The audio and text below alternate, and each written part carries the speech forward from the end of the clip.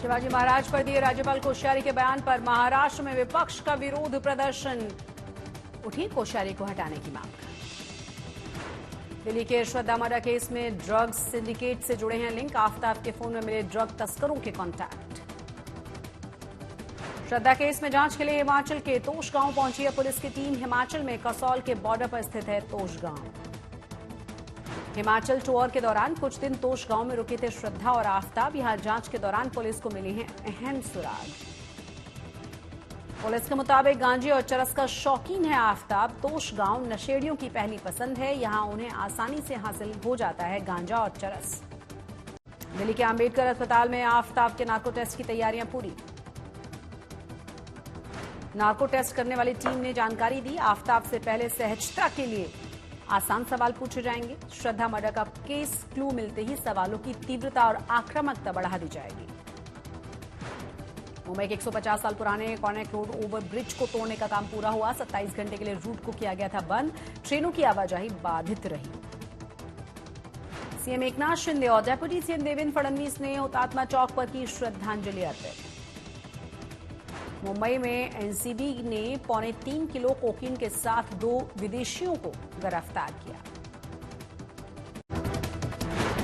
लड़ा में petrol pump पर लूट की वारदात को अंजाम दिया गया। 4 डकैतों ने चाकू की नोक पर लूट की। पुणे में ट्रक की टक्कर से हुई दुर्घटना। हादसे में 6 लोग घायल हुए। पुलिस कर रही है मामले की जांच। चंद्रपुर में वाहन की चपेट में आने से तेंदुए की मौत हुई। सड़क पार करते वक्त हादसा। गुजरात के जूनागढ़ में मतदान फीसदी बढ़ाने के लिए प्रशासन ने कसी है कमर। कलेक्टर ने चलाया जागरूकता अभियान। रिकॉर्ड तोड़ वोटिंग करने के लिए वोटर से अपील की गई। पीएम मोदी ने गुजरात दौरे के आखिरी दिन सुरेंद्रनगर की रैली में कहा, कांग्रेस की भाषा में अहंकार है। कहा, मोदी को औकात बता देंगे। पीएम मोदी ने कहा, मेरी औकात कुछ भी नहीं है, सिर्फ सेवा करने की मेरी औकात है। मोदी को औकात दिखाने की बात करने वाले राजघराने से जुड़े हुए हैं। औकात दिखा देंगे। अहंकार जो भाइयों, अहंकार जो, मोदी को उसकी औकात दिखा देंगे। भारत छोड़ो यात्रा छोड़कर गुजरात प्रचार के लिए पहुंचे हैं राहुल गांधी। पूछा, मोरबी हादसे के दोषियों पर क्या एक्शन हुआ और क्यों नहीं हुआ अभी तक कोई एक्शन। गुजरात के राजकोट और सूरत में राहुल गांधी ने जनसभाओं को संबोधित किया। सूरत में राहुल गांधी ने कहा, आदिवासी देश के पहले मालिक हैं, बीजेपी छीन रही है उनके अधिकार। औरंगाबाद में अपने इलाके में शौचालय निर्माण की मांग को लेकर नगर निगम के सामने एक शख्स ने अर्धनग्न होकर प्रदर्शन किया। पुलिस ने हिरासत में लिया।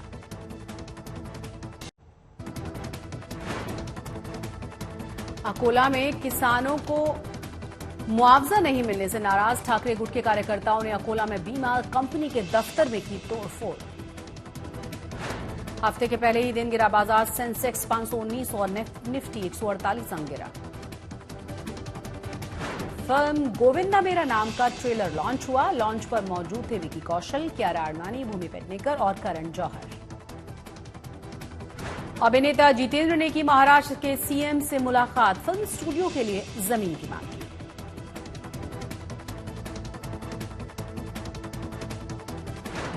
छियालीस साल के हुए अभिनेता तुषार कपूर शनि मंदिर में किए दर्शन।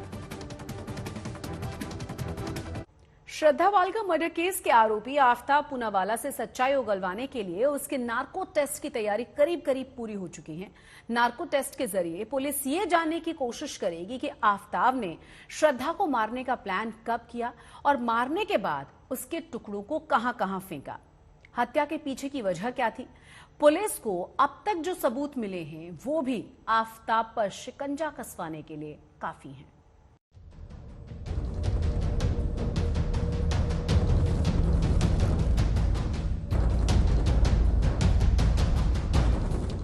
आफताब ने श्रद्धा का कत्ल करने और कत्ल के बाद बचने का जो मकड़जाल बुना था उसे तार तार करने की तैयारी पूरी हो चुकी है। आफताब का नार्को आज नहीं होगा, लेकिन इस पर काम आगे बढ़ गया है। दिल्ली पुलिस और एफएसएल के अफसर लगातार नार्को पर मंथन कर रहे हैं। हाल ये है कि एफएसएल की टीम इस केस को टॉप प्रायोरिटी पर ले रही है। आज इस केस का नार्को टेस्ट नहीं हो रहा है। देखिए, जो हमारी फॉरेंसिक साइंस है, एक लॉकआर्ट प्रिंसिपल है जो आप इसको यहाँ पे देख रहे होंगे। इस लॉकआर्ट प्रिंसिपल पे काम करती है कि क्रिमिनल कुछ चीजें लेके जाता है, कुछ चीजें छोड़ के जाता है। कुछ एविडेंस तो फिजिकल होते हैं, जैसा कि इसमें आप बहुत संभव है कि नार्को टेस्ट में आफ्ताब अपने अपराध का सारा कच्चा चिट्ठा खोल दे। 5 राज्यों में जो दायरा फैला है जांच का, वो इसलिए कि जो भी बयान उसने पुलिस के सामने दिए हैं उसके इतर उन बयानों के साथ साथ ठोस सबूत, जो कि फिलहाल जिनकी दिल्ली पुलिस को दरकार है, क्योंकि अदालत में सिर्फ बयान मायने नहीं रखेंगे, जरूरत होगी ठोस सबूतों की। ऐसे में हर कड़ी, हर जगह जहां से भी श्रद्धा और आफ्ताब का किस्सा शुरू होता है या जिन कड़ियों को जोड़ता है, हर उस कड़ी की पेचीदगी तक दिल्ली पुलिस पहुंचना चाहती है। इसीलिए उसने अपना जांच का दायरा बढ़ाया है। कई और मोर्चों पर भी मिल रहे सबूतों के बाद अब शातिर आफ्ताब घिरता जा रहा है। मसलन उस दुकानदार ने पुलिस को पूरा सच बता दिया है कि कैसे आफ्ताब ने उसकी दुकान से आरी से लेकर 2 हथौड़े खरीदे थे।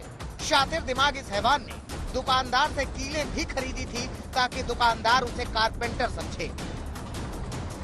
कौन से आरी ब्लेड्स, कीलें और हैमर वगैरह लेके गया था। क्या इसी टाइप की चीजें थी वो जो आपके दुकान के सामने? बिल्कुल सर, इसी टाइप की चीजें थी।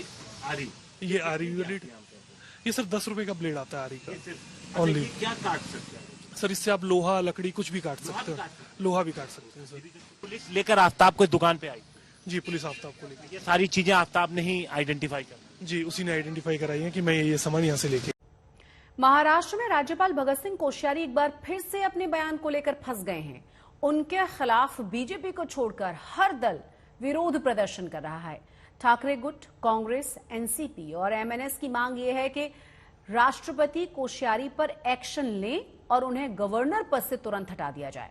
बीजेपी भी कोश्यारी का बचाव नहीं कर पा रही।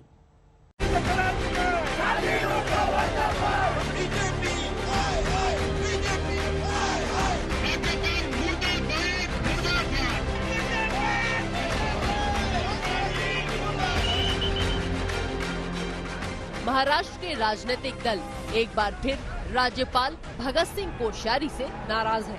ठाकरे गुट, कांग्रेस, एनसीपी और एमएनएस के कार्यकर्ता कोश्यारी के खिलाफ सड़क पर उतरकर प्रदर्शन कर रहे हैं। ये बवाल मचा है औरंगाबाद में एक यूनिवर्सिटी के कार्यक्रम में कोश्यारी के दिए बयान पर, जहां केंद्रीय मंत्री नितिन गडकरी भी मौजूद थे। तो मुझे ऐसा लगता है अगर कोई आपसे कहे कि who is your favourite hero, बाहर जाने की कोई जरूरत नहीं है, यही महाराष्ट्र में ही आपको मिल जाएंगे। शिवाजी तो पुराने युग की बात है और नए युग की बात बोल रहा हूँ, यही मिल जाएंगे। डॉक्टर अम्बेडकर से लेकर के डॉक्टर गडकरी तक, नितिन गडकरी तक आपको यही मिल जाएंगे। कोश्यारी के इस बयान के बाद बीजेपी और शिंदे गुट को छोड़कर सभी दलों से मांग उठ रही है कि कोश्यारी को महाराष्ट्र से वापस बुला लिया जाए। राज्यपाल की बात नहीं है। राज्यपाल महोदय ने 1 साल में 4 बार शिवाजी महाराज का अपमान किया है, ज्योतिबा फुले, सावित्रीबाई फुले का अपमान किया है, फिर भी सरकार चुप बैठी है। भाजपा के राष्ट्रीय प्रवक्ता कोई सुधांशु त्रिवेदी, कल उनकी बात आप सुन लीजिए, दिखाओ पूरे देश को। प्रधानमंत्री मोदी जी छत्रपति शिवाजी महाराज को मानते हैं, आदर्श मानते हैं। गृह मंत्री अमित शाह जी शिवाजी महाराज को आदर्श मानते हैं। महाराष्ट्र में आकर जय जयकार करते हैं और उनके प्रवक्ता, राष्ट्रीय प्रवक्ता शिवाजी महाराज को बोलते हैं 5 बार माफी मांगे औरंगजेब की। क्या ये भारतीय जनता पार्टी की अधिकृत भूमिका है? नहीं तो भारतीय जनता पार्टी ने महाराष्ट्र की माफी मांगनी चाहिए और राज्यपाल को तुरंत यहाँ से हटाना चाहिए। इनको तुरंत राष्ट्रपति जी ने हस्तक्षेप कर उनको यहाँ से हकाल देना चाहिए और ऐसे न्यून गंड रखने वाले राज्यपाल महाराष्ट्र के इतिहास में ये पहली बार ऐसे आए। महात्मा ज्योतिबा फुले हो, सावित्रीबाई फुले हो, छत्रपति शिवाजी महाराज का बार बार अपमान करने का काम, ये इस तरह के राज्यपाल महाराष्ट्र में नहीं होना चाहिए। तुरंत इनको महाराष्ट्र से हकाल देना चाहिए। मैं विनंती करूंगा देश के राष्ट्रपति महोदया श्रीमती द्रौपदी मुर्मू जी से कि वो महाराष्ट्र के राज्यपाल जी को अपनी तरफ से खत लिखें, उनको राज्यपाल का जो कर्तव्य है उसके बारे में आगाह करें और अगर राज्यपाल जी नहीं सुनते हैं तो राज्यपाल जी का तबादला देश के राष्ट्रपति ने किसी और राज्य में करना चाहिए। महाराष्ट्र के राज्यपाल कार्यालय की जो गरिमा है वो बनी रहे, इसलिए मैं आज देश के राष्ट्रपति महोदया को ये खत लेकर आऊं। 2019 से महाराष्ट्र के राज्यपाल पद पर बैठे भगत सिंह कोश्यारी पहले भी अपने बयानों के लिए विवादों में रहे हैं। इस साल जुलाई में उन्होंने कहा था कि अगर गुजरातियों और राजस्थानियों को महाराष्ट्र से निकाल दिया जाए, खासकर मुंबई और ठाणे से, तो यहाँ पैसा नहीं बचेगा, तब मुंबई देश की आर्थिक राजधानी भी नहीं रह जाएगी। इस बयान के लिए कोश्यारी ने अपनी गलती मानते हुए बाद में लिखित में माफी मांगी थी। मुंबई से मुस्तफा शेख और पुणे से पंकज खेलकर के साथ आज तक ब्यूरो। तो राहुल गांधी अपनी भारत यात्रा बीच में छोड़कर गुजरात में चुनाव प्रचार के लिए पहुंच चुके हैं। 10 दिन के बाद गुजरात में पहले चरण का चुनाव होना है। राहुल गांधी ने आरोप ये लगाया है कि बीजेपी आदिवासियों के साथ जंग लड़ रही है, उनके हक छीन रही है, जबकि आदिवासी इस देश के पहले मालिक हैं। मोरबी हादसे को लेकर भी राहुल गांधी ने बीजेपी को घेरा और कहा कि गरीब मजदूरों को गिरफ्तार कर लिया गया है, लेकिन असली गुनहगारों के खिलाफ एफआईआर तक नहीं लिखी गई। यहां पे मोरबी की ट्रेजेडी हुई,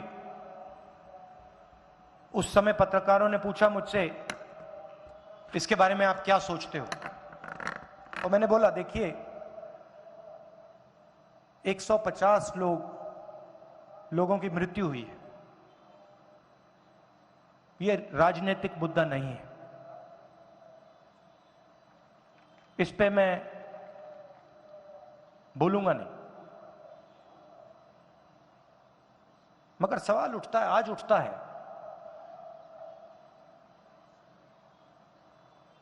जिन्होंने ये काम किया उनके खिलाफ कोई भी कार्रवाई नहीं, कोई एफआईआर नहीं।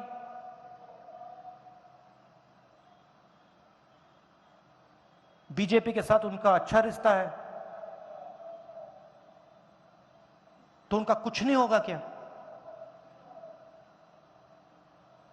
चौकीदारों को पकड़ लिया, अंदर कर दिया, मगर जो सच्चे लोग हैं, जो जिम्मेदार हैं, उनके खिलाफ कुछ नहीं। आदिवासियों से बात करो तो कहते हैं हमारी जमीन छीनी जा रही है, बिना हमसे पूछे हमें हटा दिया जाता है और किसी इंडस्ट्रियलिस्ट को, किसी अरबपति को हमारी जमीन दे दी जाती है। आपको हक मिलने चाहिए, आपको रोजगार मिलना चाहिए, आपको स्वास्थ्य और शिक्षा, आपके बच्चों को स्वास्थ्य और शिक्षा मिलनी चाहिए।